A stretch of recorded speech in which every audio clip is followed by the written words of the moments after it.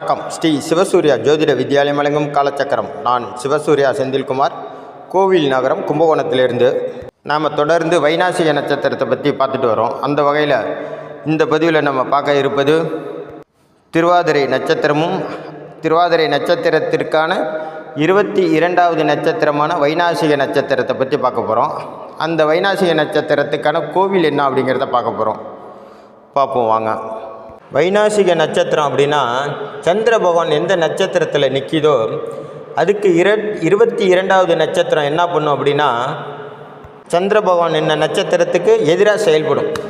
அதாவது சந்திர பகவான் மனதுக்காரகன் இல்லையா, அவர் எந்த நட்சத்திரத்தில் இருக்கிறாரோ அதுக்கு எதிராக செயல்படக்கூடியது தான் வைநாசிக நட்சத்திரம். சந்திர பகவான் மனதையும் உடலையும் குறிப்பவர். அதனால தான் ஜோதிடத்தில் பார்த்திங்கன்னா லக்கணம் அப்படிங்கிறது உயிர், அந்த லக்கண புள்ளி அப்படிங்கிறது உயிர் அப்படின்றத நம்ம எல்லாருக்கும் புரியும், தெரிஞ்சிருப்போம். ஆனால் அந்த உடலை குறிக்கக்கூடியது தான் சந்திரன் ராசி. அந்த ராசியை தான் அந்த ராசி மண்டலத்தில் 9 பாதம் இருக்கும், நட்சத்திர பாதம். அதில் சந்திர பகவான் எந்த நட்சத்திரத்தில் அமருதோ அந்த நட்சத்திரத்துக்கு 22வது நட்சத்திரம் வைநாசிக நட்சத்திரம். அதாவது சந்திரனை பழி வாங்கக்கூடிய நட்சத்திரம் தான் அது.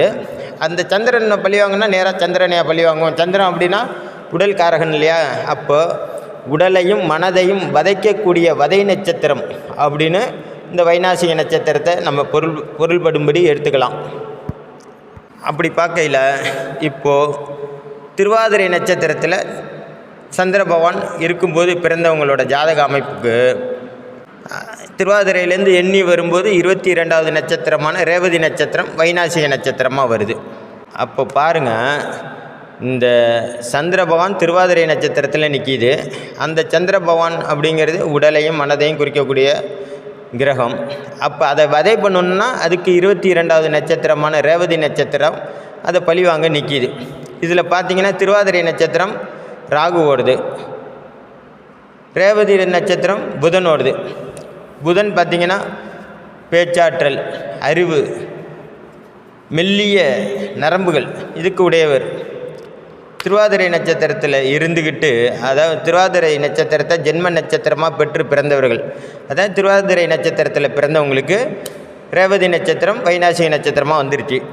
இந்த வைநாசிக நட்சத்திரம் என்ன பண்ணும் அப்படின்னா இந்த ஜாதகரை வதைக்கும்.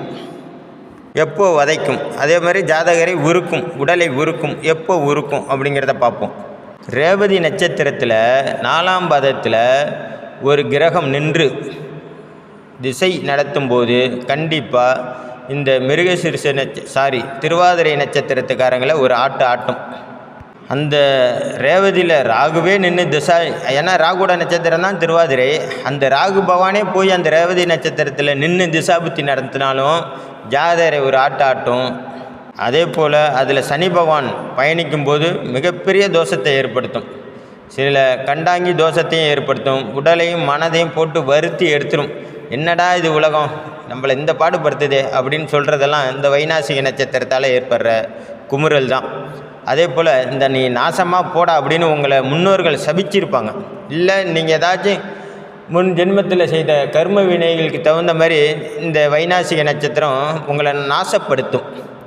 அதுலேயும் இந்த மிருகசீரிஷ நட்சத்திரத்துக்கு 22வது நட்சத்திரத்தில் போய் ரேவதி நட்சத்திரம் 4ஆம் பாதத்தில் நட்சத்திராதிபதி புதனே அமர்ந்து திசாபுத்தி நடத்தும்போது உங்களை சர்வநாசம் பண்ணுவது கண்கூடு. கண்டிப்பாக நீங்கள் அதை உணரலாம். தொட்டது எதுவுமே துலங்காது, உங்களை கெட்டது எதுவும் விலகாது, அவ்வளோ நாசப்படுத்திடும் புதன் பகவான் திசையும் புத்தியும் அந்த ரேவதி நட்சத்திரம் 4ஆம் பாதத்தில் நின்று நடத்தும்போது. அதுக்காக புதனோட நட்சத்திரமான பாக்கி 2 நட்சத்திரமும் உங்களுக்கு உங்களை தோஷப்படுத்தாது. ஏன் அப்படின்னா இந்த 22வது நட்சத்திரம் மட்டும் அதுக்கான கடமையை செய்யுது. சந்திரன் நின்ன நட்சத்திரத்துக்கு 22வது நட்சத்திரம் சந்திரனை பழி வாங்க மாட்டுது. அந்த சந்திரன் எந்த நட்சத்திரத்தில் உட்காந்துருக்கோ அந்த நட்சத்திரத்தில் பிறந்தவங்களே பழி வாங்குது. இதுதான் விஷயம். அப்படி பார்க்கும்போது அந்த நட்சத்திரம் மட்டும்தான் உங்களுக்கு தோஷத்தை கொடுக்கும். அதே போல் உங்களுக்கு அந்த 22வது நட்சத்திரத்துக்கு வதை நட்சத்திரம்னு சொல்லக்கூடிய 7வது நட்சத்திரம் தான் திருவாதிரை நட்சத்திரம். அதே புதன் பகவான் திருவாதிரையில் பயணிக்கும் போதும் இல்லை திருவாதிரையிலே நின்று திசாபுத்தி நடத்தும் போதும் உங்களுக்கு அதே பிரச்சனையை ஏற்படுத்தும். அதாவது மிகப்பெரிய தோஷத்தையும் ரொம்ப கஷ்டமான சூழ்நிலையையும் பெரிய சாபத்தையும் கொடுத்துரும். அந்த திருவாதிரை நட்சத்திரத்தில் புதன் பகவான் இருந்து திசாபுத்தி நடத்தும்போது. அதே வேளையில் உங்களுக்கு லக்கண அவயோகியோ இல்லை லக்கண பாவரோ இந்த 22வது நட்சத்திரத்துலேயோ அல்லது மிருகசீர்ஷ நட்சத்திரத்திலேயோ நின்று திசாபுத்தி நடத்தினாலும் உங்களுக்கு கடுமையான தோஷத்தை கொடுத்துரும். அதே போல் உங்களுக்கு அதாவது மிருகசீர்ஷ நட்சத்திரத்தில் பிறந்தவங்களுக்கு 7வது நட்சத்திரம் என்னான்னு பார்த்தீங்கன்னா 7வது நட்சத்திரம் வதை நட்சத்திரம். அதாவது உங்கள் ஜென்ம நட்சத்திரத்துக்கு 7வது நட்சத்திரம் வதை நட்சத்திரம். அது என்னான்னு பார்த்தீங்கன்னா பூரம், சிம்ம ராசி மண்டலத்தில் இருக்குது, சுக்கிரனோட நட்சத்திரம். அதில் கிரகங்கள் கோச்சாரத்தில் பயணிக்கும் போதும் உங்களுக்கு திடீர் விபத்துக்களையும் கணவன் மனைவிக்குள்ளே சண்டை சச்சரவுகளையும் வம்பு வழக்குகளையும் கோர்ட்டு கேஸு பொருளாதார இழப்பு பண நஷ்டம், கொடுத்த இடத்துல வாங்க முடியல, வாங்கின இடத்துல கொடுக்க முடியல. 5ஆம் இடத்துல இல்லையா காலச்சக்கரத்துக்கு, அப்போது குழந்தைகளுக்கும் உங்களுக்கும் ஒரு பிரச்சனை பிரிவினை இந்த மாதிரிலாம் ஏற்படுத்தும். அதுலேயும் பொதுவாகவே எந்த ஒரு ஜாதகருக்குமே இப்போ உதாரணத்துக்கு திருவாதிரை நட்சத்திரத்தில் பிறந்துட்டீங்க, உங்களுக்கு இந்த வைநாசிக நட்சத்திரம்னு சொல்லக்கூடிய 22வது நட்சத்திரம் ரேவதி நட்சத்திரத்துக்காரங்க உங்கள் வீட்டில் கண்டிப்பாக இருப்பாங்க. உங்கள் அப்பாவாக இருக்கலாம், உங்கள் அம்மாவாக இருக்கலாம், உங்கள் மாமனாராக இருக்கலாம், உங்கள் மாமியாவாக இருக்கலாம், உங்கள் அக்காவாக இருக்கலாம், உங்கள் தங்கச்சியாக இருக்கலாம், அண்ணன் தம்பியாக இருக்கலாம், மாமா மச்சானாக இருக்கலாம். இவங்களால் நீங்கள் சித்திரவதை அனுபவிக்க போகிறீங்கன்னு அர்த்தம். அதாவது இவங்கள்ட்ட நீங்கள் கொடுத்த காசையோ கொடுத்த பொருளையோ கொடுத்த வாக்கையோ காப்பாற்ற முடியாமல் போகலாம். அல்லது அவங்க உங்கள்கிட்ட கொடுத்த காசையோ கொடுத்த பணத்தையோ கொடுத்த பொருளையோ உங்களுக்காக மெனக்கட முடியாமல் போகலாம். அப்போது அவனால் பெரிய ரோதனையாக இருக்குது, அவனால தான் நான் நாசமாக போகிறேன் அப்படின்னு மனசுக்குள்ளே நீங்கள் நினைக்கிறீங்க தெரியுமா? அதுதான் இந்த வைநாசிகம்.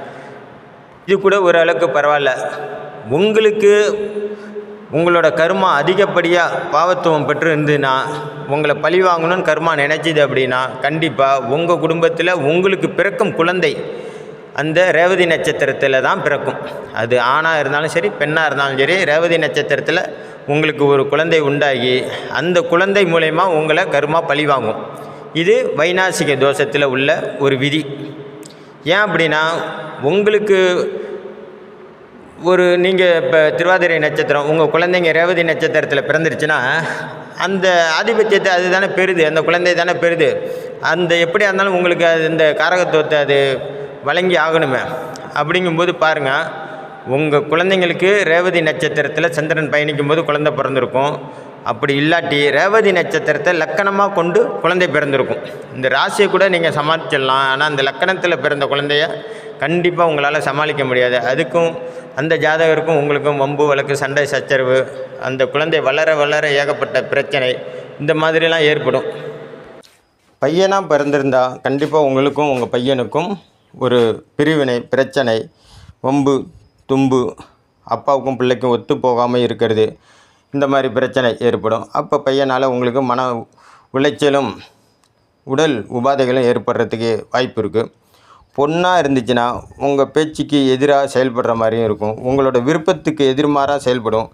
அந்த ஜாதகர்னால் உங்களுக்கு மனவேதனையும் உடல் வேதனையும் ஏற்படும்.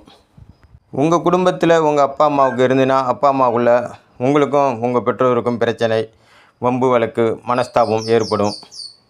இப்படி இந்த வைநாசிக நட்சத்திரம் உங்களை சர்வநாசம் பண்ணும். இதிலேருந்து நீங்கள் தப்பிக்கணும் அப்படின்னா உங்களுக்கு திருவாதிரை நட்சத்திரம் என்றைக்கு வருதுன்னு பாருங்கள். இந்த நாள்லேருந்து 22வது நாள் கண்டிப்பாக ரேவதி நட்சத்திரம் வரும். அந்த ரேவதி நட்சத்திரத்தை நோட் பண்ணி வச்சுக்கோங்க காலண்டரில். கரெக்டாக இந்த ரேவதி நட்சத்திரம் வர்ற அன்னைக்கு நேராக வேதாரண்யம் போயிருங்க. காலையிலே வேதாரண்யம் போய் வேதாரண்யேஸ்வரர் கோவிலுக்கு போயிருங்க. அங்கே போய் சிவனுக்கும் அம்பாளுக்கும் 2 மாலை கட்டி போட்டு 2 பேருக்கும் உங்கள் பேரில் அர்ச்சனை பண்ணிக்கோங்க. திருவாதிரை நட்சத்திரம் அப்படிங்கிறது ராகுவோட நட்சத்திரம். அதனுடைய திசை எத்தனை வருஷம்? 18 வருஷம். அப்போ 18 ப்ளஸ்ஸு புதனோட நட்சத்திரம் ரேவதி, அதோட வருஷம் புதனோட திசை 17. அப்போ 18 + 17 35 விளக்கு, புது அகல் விளக்கு வாங்கி அதில் ஃபுல்லாக நெய் தீபம் விட்டு 2 திரி போடணும். ஒன்று தாமரை தண்டு திரிநூல், இன்னொன்று பஞ்சு திரிநூல். இது 2ஐயும் முறுக்கி அந்த 35 விளக்குலையும் போட்டு நீங்கள் விளக்கேற்றணும். விளக்கேற்றிட்டு சாமியை பார்த்து இந்த விளக்கேற்றுங்க. கிழக்கு முகமாக தீபம் எரியிற மாதிரி விளக்கேற்றுங்க. விளக்கேற்றிட்டு கோவிலை 11 சுற்று சுற்றுங்க. 11 சுற்று சுற்றிட்டு அப்படியே உட்காருங்க. பகவானுக்கு எய்த்தாப்புல உட்காந்து மனமுருக வேண்டிக்கோங்க. என்னோடய கஷ்டமெல்லாம் தீரணும்.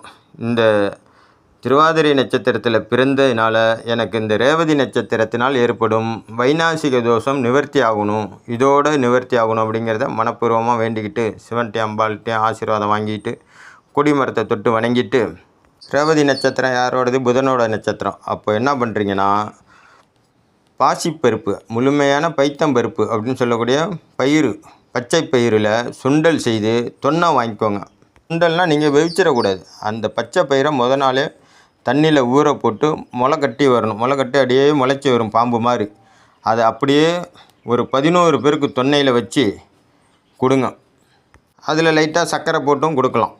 அந்த முளை கட்டின அந்த பாசிப்பருப்பு சுண்டலை ஒரு 11 பேருக்கு கோவிலில் உள்ளவங்களுக்கு கொடுங்க. கொடுத்துட்டு உங்களால் முடிந்தவர்களுக்கு குறைச்சலாக ஒரு 11 பேருக்கு அன்னதானம் கொடுங்க. சாப்பாடும் வாட்டர் பாட்டிலும் வாங்கி கொடுங்க. இந்த வாட்டர் பாட்டில் ரொம்ப முக்கியம். நீங்கள் சாப்பாடு மட்டும் வாங்கி கொடுத்துட்டு வந்துட்டிங்கன்னா அவங்க சாப்பிட்டுட்டு தண்ணி எங்கே போய் குடிக்கிறாங்களோ அந்த புண்ணியம் பூரா அங்கே போய் சேர்ந்துடும். அதனால் சாப்பாடு வாங்கி கொடுத்தா வாட்டர் பாட்டிலோடு வாங்கி கொடுங்க. முழு பலனும் உங்களுக்கு வந்து சேரும். இதை முடிச்சுட்டு ஆசீர்வாதம், அவங்கள்ட்ட ஆசீர்வாதம் வாங்கிட்டு போகிற வழியில் விநாயகர் பெருமான் கோவில் இருந்துன்னா அங்கே போய் விநாயகர் பெருமான்கிட்ட வேண்டிக்கோங்க. எனக்கு இதோட இந்த வைநாசிக தோஷம் நிவர்த்தி ஆகணும் அப்படின்னு சொல்லிட்டு ஒரு நல்ல காய்ஞ்ச தேங்காய் வாங்கி, நல்ல நெத்து தேங்காய் வாங்கி உங்கள் தலையை 3 சுற்று சுற்றி விநாயகருக்கு முன்னாடி போட்டு பட்டாருன்னு உடைச்சி திருச்சி ஓடுற மாதிரி உடைச்சிருங்க. பலம் கொண்ட மட்டும் அதை சில்லாக போயிடணும். அப்போ தான் உங்களோட அந்த தோஷமும் சில்லாக போகும் அப்படிங்கிறது ஐதீகம்.